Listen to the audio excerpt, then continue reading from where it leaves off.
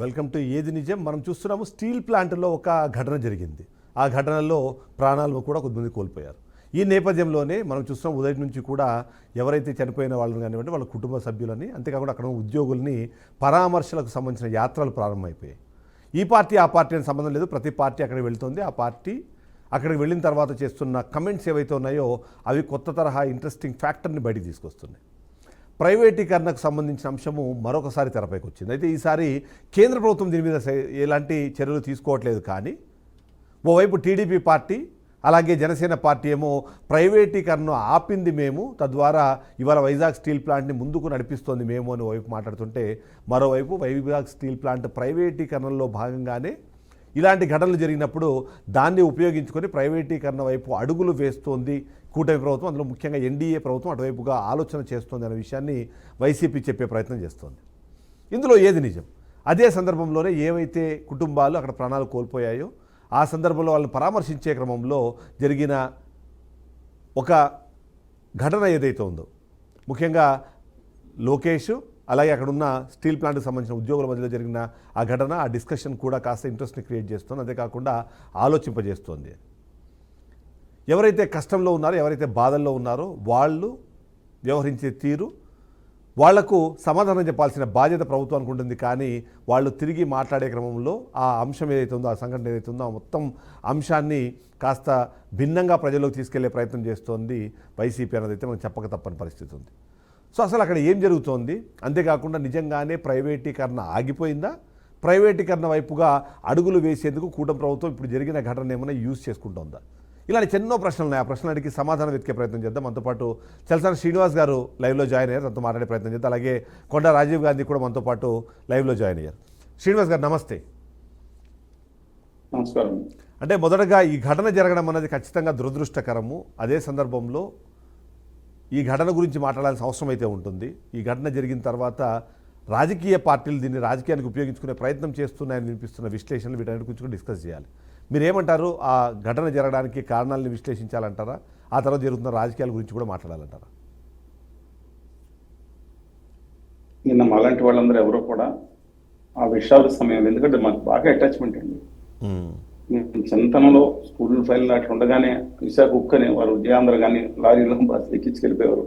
Emotional attachment విశాఖపట్నంతో మా కుటుంబానికి 1938 నుంచి ఉన్న కుటుంబం, అంటే దాదాపు 90 సంవత్సరాల నుంచి విశాఖపట్నంతో ఉన్న అనుబంధం. ఆ ఎమోషనల్ పడి మా కుటుంబ సభ్యులను కూడా నిర్లక్ష్యం చేద్దాం పోగొట్టుకున్న చాలా ఎమోషనల్ అటాచ్మెంట్ ఉంది. అది రాజకీయాలకు అతీతం కూడా. మీకు తెలుసు, ఇంతకుముందు అందరూ చెప్పినట్టు ఏ విధంగా సాయిరెడ్డి గారు కరీంనగర్ జిల్లా, ఏ విధంగా సాయిరెడ్డి గారు కానీ గుప్తా గారు కానీ మొత్తం తెలంగాణ, కోస్తా, రాయలసీమలో విశాఖకు ఆంధ్రులకు కానీ ప్రాణాలు ఇచ్చారు. పదే చెప్పుకున్నాం. సరే, ఒకసారి మొట్టమొదటిగా అక్కడ దుర్మరణానికి గురైన వారందరికీ ప్రగాఢ సంతాపం తెలియచేద్దాం. ఇంకా చాలా విషమ పరిస్థితులు ఉన్నారు. 80% బర్న్ అయిన వాళ్ళు కూడా ఉన్నారు. నిన్న ఫోటోలు శాలిని గారు వీళ్ళందరూ పెట్టారు. నేను సాయంత్రమే, ఆ రోజు నేను రాత్రి నిజంగా చెప్తున్నానండి, భోజనం చేయడం కూడా ఎంత బాధగా ఉందంటే వాళ్ళ వీడియో. అందుకని మొట్టమొదటిగా వాళ్ళ కుటుంబాలందరికీ ఇక్కడ ఉన్న మనందరం చూసే వాళ్ళందరూ కూడా ప్రగాఢ సంతాపం తెలియజేసి వాళ్ళకి అండగా ఉండాలని కోరుకుందాం.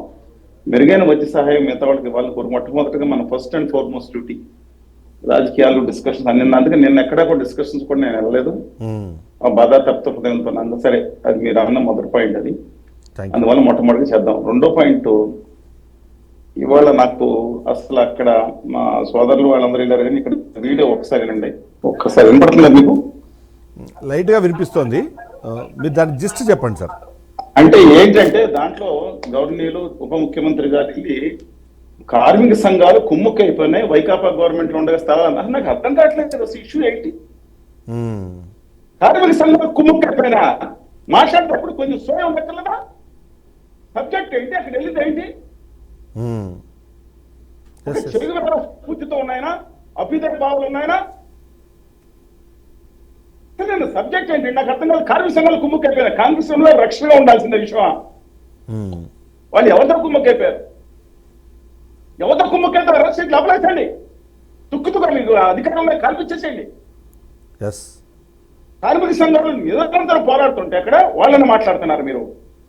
వాళ్ళు ద్రోహం ఏం తెలుసు? అక్కడ కూర్చుని వాళ్ళు వచ్చి ఒక్కొక్కరు ఏం మాట్లాడుతున్నారు కూర్చుని రాజకీయాలు చేయటం ఇదేనా? సరే, వాళ్ళు వీళ్ళు మాట్లాడారు. అక్కడ లోకేష్ గారు మాట్లాడతారు, ఆదినారాయణ గారు మాట్లాడుతున్నారు. భావోద్వేగం ఉంటారు. ఇప్పుడు దాంతో పాటు ఇంకో పక్కన ఆయన ఒక తప్పు మాట్లాడవచ్చు, చిన్న విషయం ఆవేదనతో నీ ఇంట్లో చచ్చిపోయిన అడుగుతారా? సరే ఆ రెండు వ్యక్తిగత లేదా ఇష్యూ అనుకుంటే ఈయన ఉద్యోగ సంఘాలని వాళ్ళ పార్టీ వైకాపా రేపొద్దున వచ్చి వైకాపా రాజకీయం చేయొచ్చు. నో సెకండ్ ఎవరికాదు చేయొచ్చు, రాజకీయ పార్టీ పెట్టుకున్న వేరే సంగతి. ఇక్కడ ఇష్యూ ఏంటండి నాకు అర్థం కాదు. గౌరవ ఉప ముఖ్యమంత్రి గారు రెస్పెక్ట్ దెమ్ ఆల్, అక్కడికి వెళ్ళి చేయాల్సిన రాజకీయం ఏంటి? ఆ పక్కన కూర్చుని ఆయన పట్టుకుని ఇవాళ క్యారెక్టివ్ మైన్స్ గురించి మాట్లాడుతున్నారు. అసలు ఇంతవరకు వెనక్కి తీసుకెళ్ళలేకపోయారు. క్యాబినెట్ అసలు ఇష్యూ ఓకే ఇవాళ అయిపోయింది మాట్లాడు. క్యాప్టెన్ మైన్స్ గంటలో ఆయన ఫోన్ చేస్తే గంటలో స్పందించే అవకాశం ఉంది. అవును, నేను అడుగుతున్నాను. ఇప్పుడు ఇంతకుముందు వైకాపా అంటే అనండి ఆ గవర్నమెంట్ లో కూడా ఆయన ప్రయత్నం చేశారు, కానీ అవుట్ రైట్ గా క్యాప్టెన్ మైన్స్ ఫెయిల్ అయ్యారు. Yes accepted. ఇప్పుడు మీరు దాని మీద ఆధారపడి కేంద్ర ప్రభుత్వం నడవలేదు. సరే ఆయన తప్పండి, ఖచ్చితంగా తప్పే, ఇంకా పోరాడాలన్నాం. ఇవాళ మీ ప్రభుత్వం నడుస్తుంది, మీ ప్రభుత్వం మీద ఆధారపడి నడుస్తున్నప్పుడు ఇవాళ క్యాప్టెన్ మైన్స్ ఎందుకు మాట్లాడరు మీరు? ఎందుకని అసలు స్టీల్ ప్లాంట్ జరిగిన ఆదానికి తోటకూర మ్యాచ్ కి క్యాల్కులేట్ చేస్తారు గంటలో, ఎందుకని చేయించలేకపోతున్నారు? ఎందుకంటే మీరు 14% వడ్డీ చేసి, నేను అడుగుతున్నాను మినిమం ఇష్యూ ఇవన్నీ మనం ఆయన మాట్లాడినారు. ఇంకో పాయింట్ అండి, 20 మంది ఉండాలంట. నేను నాయకులు సబ్జెక్టు కరెక్షన్ అంటే 20 మందో 19 మందో. అక్కడ 5గురు నేను చనిపోయిన వారు 5గురు పర్మనెంట్ ఉద్యోగులు, మొట్టమొదటిగా వచ్చిన ప్రాథమిక వివరాల ప్రకారం 3 కాంట్రాక్ట్ ఉద్యోగులు, మిగతా ఇంకొక ఆయన కూడా నేను కూడా పర్మనెంట్ ఉద్యోగి. బాధాకరం.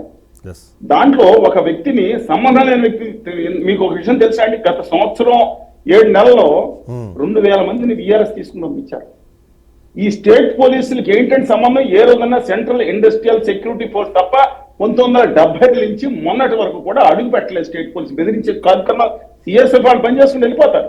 అవును, ఇవాళ వచ్చి ఏ స్టేజ్కి వెళ్ళిందని నాకు అర్థం కాదు. దానికి మనం ప్రభుత్వం ఇచ్చాడు అంటామండి.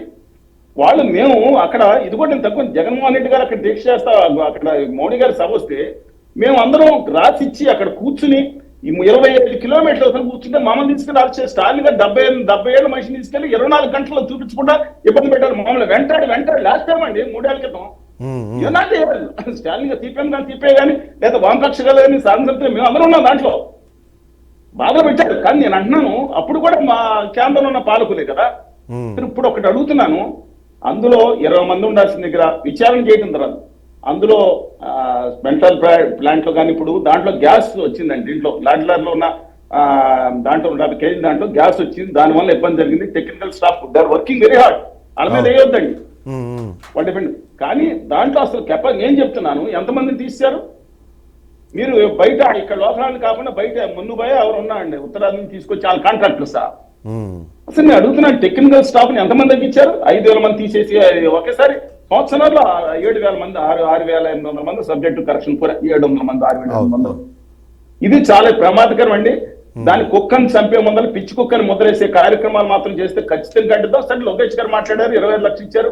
సరిగ్గా తుందూరులో అక్కడ దాంట్లో చనిపోయినప్పుడు నేను అక్కడ చనిపోయిన దివంగత మనుషుల పక్కన నీళ్లు కాదంటే కూర్చున్నాం మేము. కలెక్టర్ దేశ చరిత్రలో ఒక ప్రైవేట్ దాంట్లో 20 లక్షలు ఆ రోజు ఇప్పించడమే కాకుండా ఉద్యోగాలు కేసు పెట్టి క్లోజ్ చేయించాం. బట్ సీఎం మీద ఎందుకు కేసు పెట్టాం?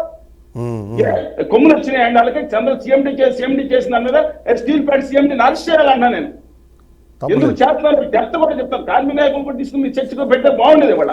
అవును యాక్చువల్లీ బాధాకరంగా ఉంది. నేను అనుచితంగా మాట్లాడేది, పరుషంగా మాట్లాడుతాను, కానీ ఆవేదన చెంది ఎమోషనల్ గానే మాట్లాడాను. కానీ ఖచ్చితంగా నేను మాట్లాడతాను. ఏంటి రాజకీయాలండి ఇది? ఏం రాజకీయాలు? ఇప్పుడు కానీ చర్చిస్తుంటే వాళ్ళ పెన్ను టెక్నికల్ సిబ్బందిని ఎక్కడ అక్కడ మొత్తం పెట్టించండి. రెస్పెక్ట్, ఎస్, నిజంగానే హానెస్ట్ గా పై నుంచి ప్రభావం ఆదానిగా లేకుండా ఉంటే జగన్మోహన్ రెడ్డి గారు కానీ చంద్రబాబు నాయుడు గారు కానీ కళ్యాణ్ బాబు గారు కానీ వాళ్ళు చర్చిద్దు ఉంటది. కానీ కేంద్రంలో ఉండే బెదిరింపులకు ఎట్లా లోన్ కాకుండా ఎట్లా ఉంటున్నారు? నిజంగా నేను చర్చిద్దుంటే 3 కలిసి ఒక స్టేజ్ మీదకి వచ్చి చాలా చేసి తడగొడతారు, మేసనిస్తారు. ఈ దేశంలో ఎవరు తాడు చూస్తారని నేను చెప్తాను.